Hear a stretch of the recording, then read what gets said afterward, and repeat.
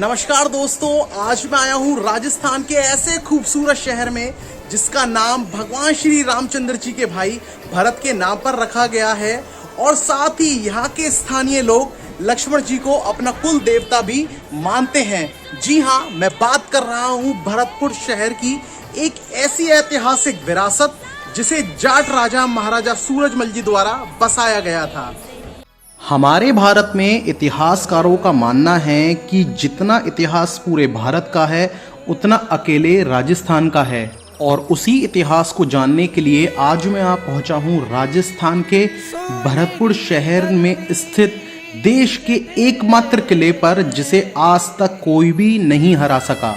यह वीर शिरोमणि योद्धा महाराजा सूरजमल जी का किला है जिसे लोहागढ़ के नाम से जानते हैं, और यह हिंदुस्तान का एकमात्र अजय दुर्ग किला भी माना जाता है।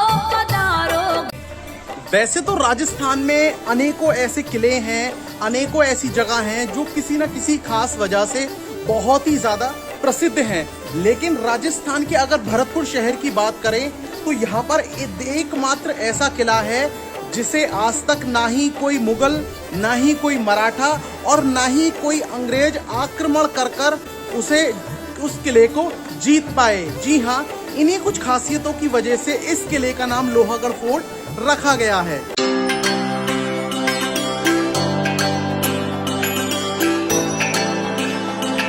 यहाँ लोहागढ़ फोर्ट में राजकीय संग्रहालय है जिसमें कि हम देख सकते हैं कि कई सारी जो पुरानी मूर्तियां हैं, जिसे इसमें जो मेरे पीछे देखा जा सकता है ढोला, मारू, इस तरह की आकृतियां जो हैं वो यहाँ पर राजकीय संग्रहालय में रखी गई हैं, और काफ़ी सारी जो चीज़ें हैं वो यहाँ पर संजोकर रखी गई हैं। और एक चीज़ मैं यहाँ पर और ये देख सकता हूँ कि इस संग्रहालय में जितनी भी चीज़ें हैं वो काफ़ी हद तक जो है क्षतिग्रस्त भी की गई हैं, जिसमें कि हम ये कह सकते हैं कि इन सारी चीज़ों को मुगलों द्वारा जो है नष्ट किया गया था, उन सबको तोड़ा गया था, जो कि बहुत ही ज़्यादा क्षति हमारे भारतवर्ष में सभी किलों में किसी न किसी कारण पहुँचाई गई है। ये यहाँ पर कई सारे जो है स्कल्पचर्स अलग अलग रखे हुए हैं जो कि देखने लायक है। ये कई सारे पिलर्स हैं, यहाँ पर कई सारे मूर्तियाँ हैं, खंडित मूर्तियाँ हैं, और हमारे हिंदू सनातन धर्म से संबंधित कई सारी देवी देवताओं की मूर्तियाँ जो हैं, अलग अलग मंदिर के स्तंभ जो हैं, जो भी पशु हैं, पक्षी हैं, उनको यहाँ पर चिन्हित कर यहाँ पर बहुत अच्छे से संभाल कर उसे रखा गया है।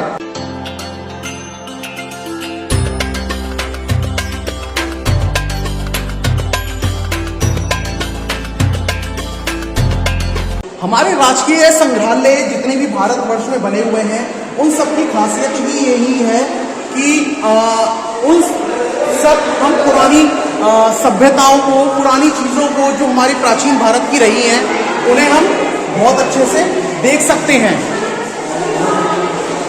यहाँ पर ये द्वारपाल और भी अनेकों चीज़ें यहाँ पर बहुत ही खूबसूरती के साथ रखी गई हैं। ये जितने भी काफ़ी बड़े बड़े पिलर हैं ये किसी न किसी मंदिर का कोई अवशेष हो सकते हैं। ये यहाँ पर शिखर खंड बने हुए हैं। ये मूर्तियाँ, ये पूरे इस पीस में हम ये देख सकते हैं कि छोटी छोटी जो मूर्तियाँ हैं देवी देवताओं की यहाँ पर चिन्हित की गई हैं, दिखाई दी है। किसी में कोई जो है किसी तरीके से आवाहन कर रहा है देवी देवता, तो ये सब की चीज़ें जो हैं इस स्तंभ पे चिन्हित की गई हैं, इसे इनने उकेरा गया है। तो इन सब चीज़ों से देखकर ये पता चलता है कि उस समय पे जो मानव सभ्यता थी वो बहुत ज़्यादा विकसित थी, और उसी वजह से उन चीज़ों को आज हम लोग देख पा रहे हैं एक इतिहास के रूप में। ये जितने भी मेरे पीछे आप लोग देख रहे हैं ये एक तरीके से स्मारक स्तंभ है।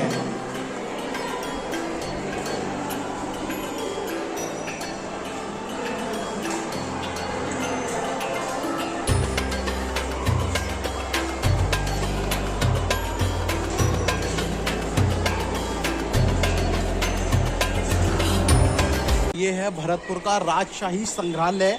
पूरे संग्रहालय में जो है सभी जगह जो इतिहास से ज़रूरी चीज़ें हैं वो नहीं रखी हुई हैं। काफ़ी हद तक जो इस राजकीय संग्रहालय या फिर लोहागढ़ फोर्ट के हिस्से को सरकार ने अपने अंडर में कर रखा है, जहां पर कि कुछ ऑफिशियल वर्क जो है राजस्थान सरकार के ज़रिए यहां पर किया जाता है। और यहां पर मैं आऊँगा, ये एक तरीके से दीवाने खास है, जैसा कुछ हमने डीक पैलेस में देखा था। डीक पैलेस में जैसे हम यहाँ एंटर करते हैं तो सामने हम देखेंगे कि इसी जगह पर जो राजा हैं जवाहर सिंह जी, वो इसी जगह बैठते थे और बाकी जो है सभा आयोजित होती थी, जिसमें दीवाने आम जो लोग हैं वो इस जगह पर बैठकर सुनते थे राजा की बातों को, उनके फैसलों को, उनके न्यायों को। और यहाँ पर ये राजा के जो भी अस्त्र हैं, शस्त्र हैं, उनकी वेशभूषा है, वो यहाँ पर इस राजकीय संग्रहालय में बहुत अच्छे से आज भी सुरक्षित करके रखी गई है।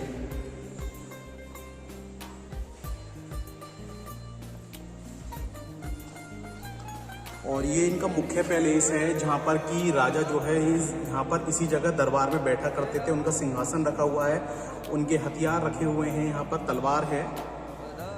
अब ये सारी चीज़ें जो हैं एक शीशे में कवर कर दी गई हैं, जिसकी वजह से जो भी ऐतिहासिक सामग्री हैं वो पूरी तरीके से सुरक्षित रहें और साफ तरीके से काफ़ी लंबे समय तक प्रिजर्व करके रखी जा सकें।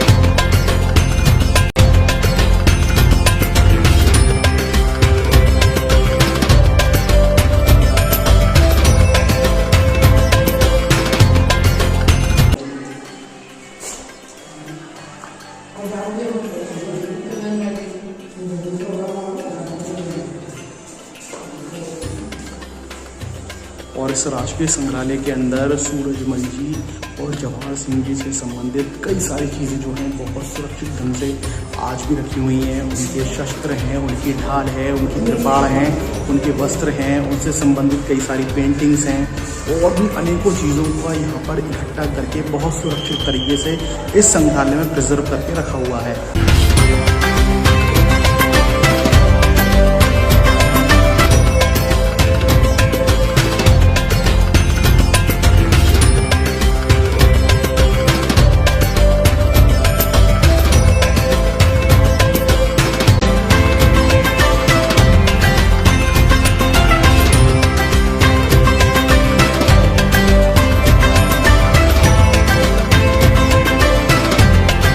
भरतपुर एकमात्र ऐसी रियासत थी जहां पर कि राजा और शासित जनता दोनों ही जाट समुदाय के थे। भरतपुर उत्तर भारत का एक बहुत बड़ा राज्य था, जिसने कई सारे युद्ध किए और उस समय पर जिस दिल्ली की तरफ कोई आंख उठाकर भी नहीं देख सकता था, उस दिल्ली की जान महाराजा सूरजमल जी के हाथों में यहाँ भरतपुर की मुट्ठी में बंद हुआ करती थी। इतनी ताकत थी महाराजा सूरजमल जी की भरतपुर राज शासन के दौरान। भरतपुर शहर के बारे में अगर पर्यटन के लिहाज से बात करें, जो भी श्रद्धालु या जो भी पर्यटक देश विदेश से ब्रज तीर्थ क्षेत्र जैसे मथुरा, वृंदावन, गोवर्धन जैसे क्षेत्रों में आते हैं, वो भरतपुर शहर राजस्थान में घूमना बहुत ही ज़्यादा पसंद भी करते हैं। भरतपुर की सेना ने दिल्ली पर मुगलों पर कई बार आक्रमण किया, जिसमें कि सूरजमल जी ने आक्रमण किया, जवाहर सिंह जी ने आक्रमण किया और भरतपुर की सेना का मुगलों में इतनी ज़्यादा खौफ था कि वो लोग भरतपुर की सेना यानी कि महाराजा सूरजमल जी जो थे उनकी सेना से बहुत ही ज़्यादा डरती थी, क्योंकि महाराजा सूरजमल जी इतनी मजबूती के साथ अपने किले की और साथ ही साथ अपनी प्रजा की और अपने साम्राज्य की रक्षा बहुत ही मजबूती के साथ भी किया करते थे। इसके अलावा जो हमारा भरतपुर का किला है वो अजय दुर्ग है, यानी कि एक तरीके से उस किले को आज तक कोई भी नहीं जीत पाया है, ना ही मराठा जीत पाए, ना ही अंग्रेज जीत पाए, ना ही मुगल जीत पाए। इसका खास वजह जो है वो मैं अब आप लोगों को आगे बताऊंगा कि किस तरीके से क्या कारण है जिसकी वजह से ये दुर्ग आज तक कोई भी आक्रमण करके जीत नहीं पाया है। तो आज ये मेरे सामने यहाँ पर लोहागढ़ फोर्ट में स्कूल के बच्चे आए हैं काफी सारे। आप लोग कौन से स्कूल से हो? वो स्कूल कहाँ पर है? भरतपुर में ही है। तो आप सबको यहाँ पर आकर कैसा लग रहा है? थके तो नहीं आप लोग? Okay, enjoy, bye. 8 फिरंगी 9 गोरे लड़े जाट के 2 छोरे, यही एक कहावत यहाँ पर हमारे भरतपुर में मशहूर है, जो कि जाट वंश महाराजा सूरजमल जी ने इस कहावत के आधार पर ही ये साम्राज्य जो है पूरा स्थापित किया था, जहां पर वो अपने साम्राज्य और अपनी प्रजा की रक्षा और सुरक्षा और उनकी अच्छी देखभाल और बेहतर व्यवस्था के लिए वो हमेशा अपनी जान उन्होंने न्यौछावर की। और इस भरतपुर का नाम जो है राजस्थान की ऐतिहासिक विरासत और संस्कृति में भी दर्ज कराया। ए रस भरो मारो प्यारो राजस्थान।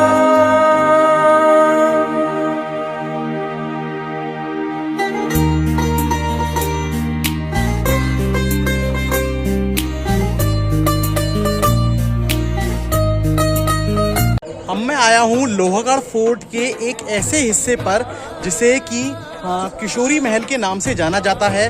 किशोरी महल के बारे में अगर मैं बताऊं तो ये वो महल है जहां पे महाराजा सूरजमल जी की जो 2 मुख्य रानियां थी, रानी किशोरी और रानी लक्ष्मी, वो यहाँ पर रहा करती थी।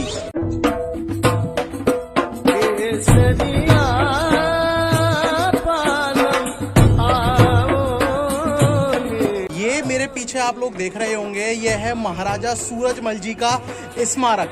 महाराजा सूरजमल जी का एक तरीके से मुख्य लक्ष्य ये था कि वो चाहते थे कि भरतपुर की इतनी मजबूत तरीके से किलाबंदी कर दी जाए कि वो अजेय हो जाए और उसके साथ साथ उसके राज्य की सुरक्षित राजधानी भी बन सके।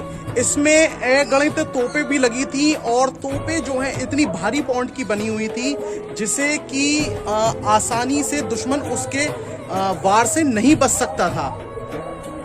लोहागढ़ फोर्ट में किशोरी महल स्मारक में यहाँ पर महाराजा सूरजमल जी की एक गौरवान्वित करने वाली बहुत ही बड़ी घुड़सवार प्रतिमा लगी हुई है, जो कि ये दर्शाता है कि महाराजा सूरजमल जी जो थे वो बहुत ही ज्यादा मजबूती के साथ, बहुत ही हिम्मत और साहस के साथ जो है अपने भरतपुर राज्य की सेवा करते थे, रक्षा करते थे। केसरिया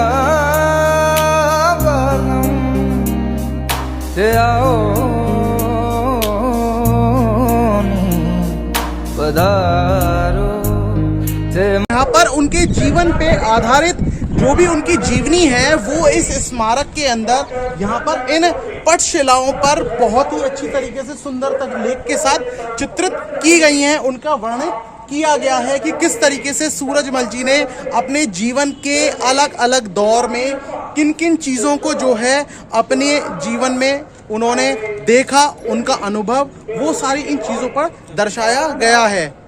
और साथ ही मुगलों के खिलाफ उनका जो रुख था वो बहुत ही ज़्यादा आक्रामक था और साथ ही उनकी जो सेना थी वो हर बड़े युद्ध के लिए बहुत अच्छी जवाबदेही करना भी जानती थी। इसी के साथ साथ यहाँ पर एक छोटा सा शिव मंदिर भी जो है वो इस जगह पर मौजूद है।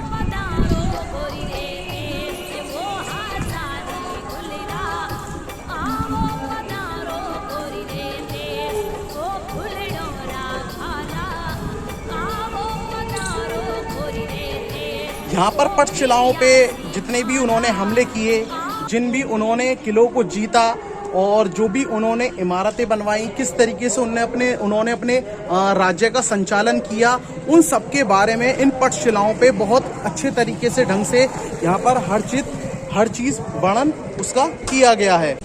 लोहागढ़ फोर्ट में आप मेरे पीछे देख रहे होंगे कि एक काफ़ी बड़ी तोप रखी हुई है जो कि बहुत ही ज़्यादा बड़ी है। ये एक ऐसे बुर्ज पर रखी हुई है। और इसी तरीके से लोहागढ़ फोर्ट में ऐसे 4 बुर्ज हैं जहां पर कि इन चारों कोनों पर इतनी बड़ी काफ़ी विशाल तोप रखी हुई है। आप इस तोप को देखकर ही अंदाज़ा लगा सकते हैं कि ये कितनी भारी भरकम जो तोप है वो यहाँ पर रखी हुई है।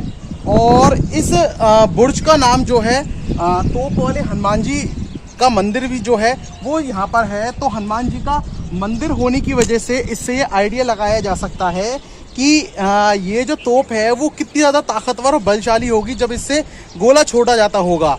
और दूसरी इसके बारे में हम जानते हैं कि जब ये तोप चलाई जाती थी तो यहाँ पर क्या था कि इस खाली एरिया में तोप के पीछे और आजू बाजू एक कुआं हुआ करता था जिसमें काफ़ी सारा पानी भरा रहता था।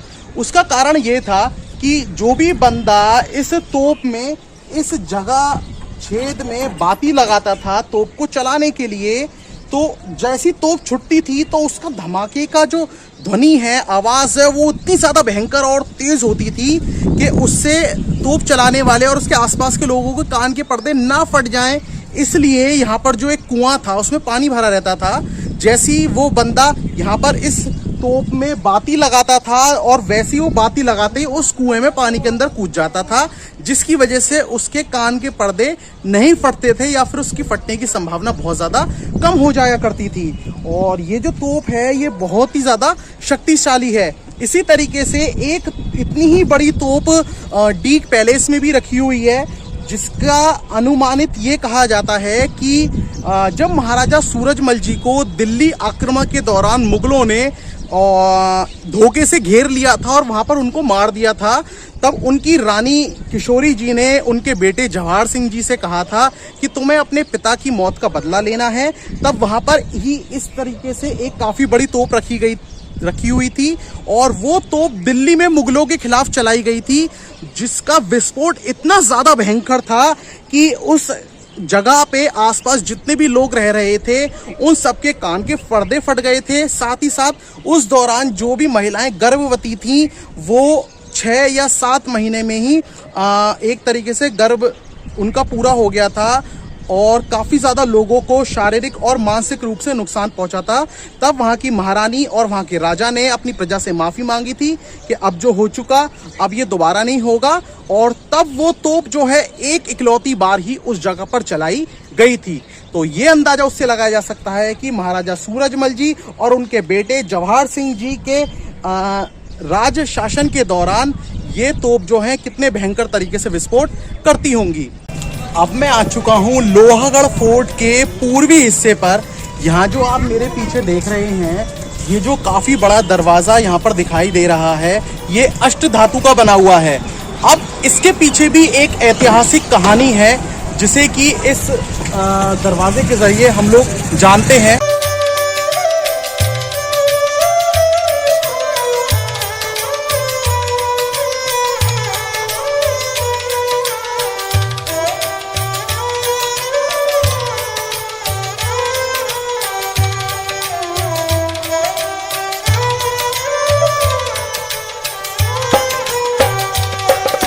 इतिहास में इस अष्ट धातु से बने हुए गेट के बारे में जिक्र किया है, जिसमें कि इतिहास में हम देखते हैं कि जवाहर सिंह जी ने दिल्ली पर आक्रमण कर जब आए थे तो वहाँ से ये जो दरवाज़ा है वो यहाँ पर लेकर आए थे। अब इसके पीछे का इतिहास क्या है वो जानते हैं। इतिहास में ये बताया गया है कि जो नीच किस्म का जो मुगल अलाउद्दीन खिलजी था उसने जब चित्तौड़गढ़ में हमला किया था तो वहाँ से ये दरवाज़ा ज़बरदस्ती वो दिल्ली ले आया था। और जब जवाहर सिंह जी ने दिल्ली पर हमला किया तो वहाँ से जवाहर सिंह जी इस अष्ट धातु से बने हुए दरवाजे को वहाँ से उखाड़ कर ले आए थे और यहाँ पर भरतपुर में पूर्वी गेट पर अपने लोहागढ़ फोर्ट में लाकर रख दिया था।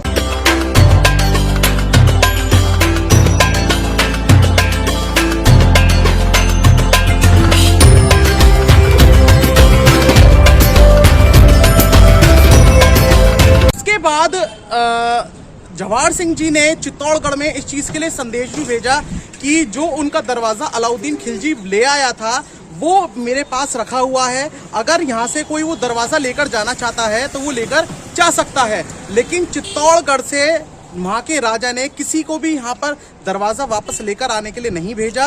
तो जवाहर सिंह जी ने यहाँ पर पूर्वी गेट पर इस अष्टधातु से बने हुए गेट को इस जगह पर लगा दिया था, जो आज पूरी शान से लोहागढ़ फोर्ट को बहुत ही ज़्यादा मजबूती के साथ यहाँ पर खड़ा हुआ है। उस समय पर लोहागढ़ फोर्ट पर विजय पाने के लिए पड़ोसी राज्यों, मुस्लिम आक्रमणकारियों तथा अंग्रेजों ने आक्रमण किए, लेकिन जाट शूरवीरों के सामने उनके सभी प्रयास असफल रहे। 1803 में लॉर्ड लेक ने बारूद भरकर इसे उड़ाने का असफल प्रयास किया था, लेकिन तब इस किले का बाल भी बाका ना हो सका। किले के अंदर इतना राशन होता था कि महीने भर युद्ध के दौरान किसी को भी कोई कमी महसूस नहीं होती थी। इसी के साथ साथ यहाँ पर मेरे पीछे देखा जा सकता है कि ये जो है सुजान गंगा बनी हुई है। सुजान गंगा यहाँ किले के चारों तरफ बनी हुई है, जिसमें कि इस तरफ भी है और यहाँ पर ये दूसरी तरफ भी देखा जा सकता है। इसका कारण क्या था? आखिर इस किले को लोहागढ़ क्यों कहा जाता था? एक तो इस किले की जो दीवारें थी वो इतनी ज़्यादा ऊंची थी, मजबूत थी कि इन्हें भेद पाना किसी के लिए संभव नहीं था। दूसरा, इस सुजान गंगा यानी कि जो पानी है इसमें मगरमच्छ छोड़े जाते थे, यानी कि अगर कोई आक्रमणकारी बाहर से इस किले पर हमला करने की कोशिश करता है तो मगरमच्छ उसे नुकसान पहुंचाएंगे या फिर उसे खा जाएंगे। दूसरा, इस किले के चारों तरफ जो है काफ़ी बड़े बड़े ऊंचे ऊंचे जो हैं मिट्टी के टीले वो खड़े कर दिए जाते थे, जिसकी कारण ये था कि अगर कोई आक्रमणकारी बड़े बड़े तोप के गोले इस फोर्ट के ऊपर चलाने की कोशिश करता था तो वो बड़े बड़े जो गोले हैं वो उस मिट्टी के अंदर धंस जाया करते थे, जिसकी वजह से जो उनकी राख गर्माहट है वो उस मिट्टी में आकर ठंडी हो जाती थी, जिसका असर इस किले पर किसी तरीके से नहीं पड़ता था। तो यही कुछ ऐसे कारण हैं जिसकी वजह से इस किले की जो घेराबंदी है वो जवाहर सिंह जी ने इतनी मजबूत तरीके से कर रखी थी। इसी वजह से इसको आज हम लोहागढ़ फोर्ट के नाम से जानते हैं। लोहागढ़ किले के अंदर आपको महल खास, मोती महल जैसे महत्वपूर्ण स्थान भी देखने को मिलेंगे। साथ ही आपको इसके अंदर जवाहर बुर्ज और फतेह बुर्ज भी देखने को मिलेंगे, जिन्हें महाराजा सूरजमल ने मुगलों और अंग्रेजों पर अपनी जीत की याद में बनवाया था। इस लोहागढ़ फोर्ट तक पहुंच पाना बिल्कुल भी आसान नहीं था। तो ये कुछ सारी चीज़ें हैं जो इस लोहागढ़ फोर्ट को बहुत ही ज़्यादा मजबूती प्रदान करती हैं और एक तरीके से ये हमारे भारतवर्ष और जो राजपूताना राजवंश है हमारे राजस्थान का, वो एक तरीके से गौरवान्वित भी करने वाला है। खम्मागढ़ी।